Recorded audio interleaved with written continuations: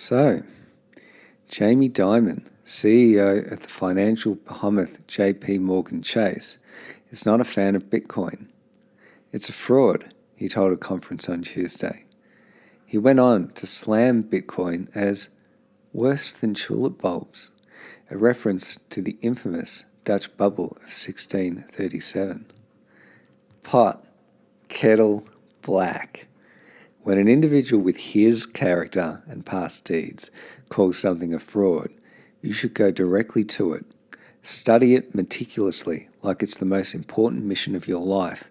And if it's something that can make you money and is against the best interests of that individual and their self-interest, then you should almost certainly buy it. Think about it this way.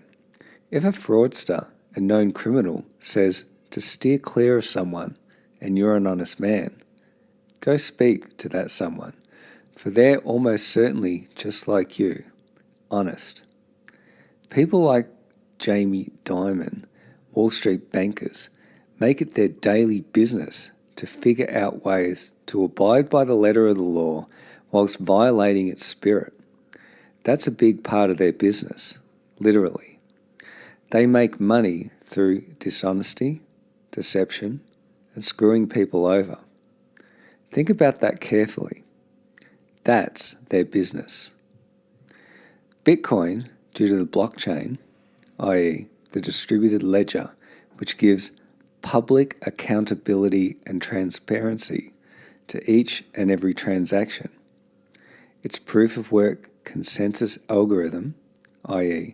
cryptography and math, cannot be gamed by these types of individuals, which is why they hate it so very much. The technology that underpins Bitcoin puts to an end their entire business model of screwing people over.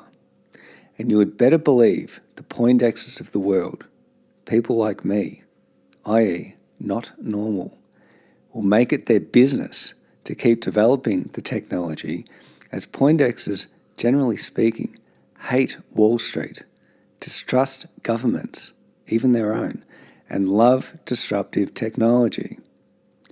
It's only a matter of time before everyone uses the technology, whether it be Bitcoin itself or some other cryptocurrency that takes the lead.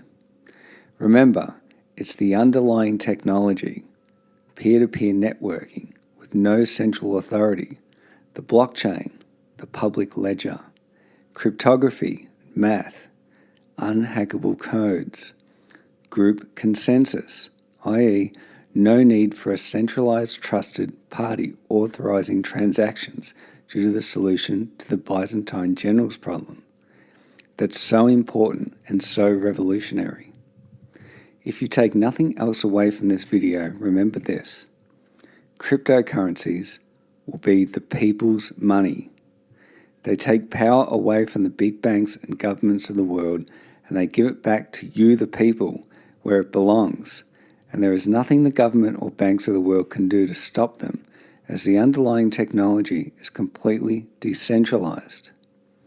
They will try to stop them, of course, if things get too far out of hand, just like they've tried with BitTorrent, by other stupid methods that are very easy to bypass. Methods which Poindexes like me will make it our business to bypass. Trust me, for I'm a computer scientist and former hacker and have studied the underlying blockchain technology with great interest almost the entire time I've been here in Thailand. You cannot hack it. The best and brightest will not defeat it, and even if they can find a way, which is extremely improbable, it will be patched very quickly. The genie only has to be out of the bottle once, and it cannot be put back in.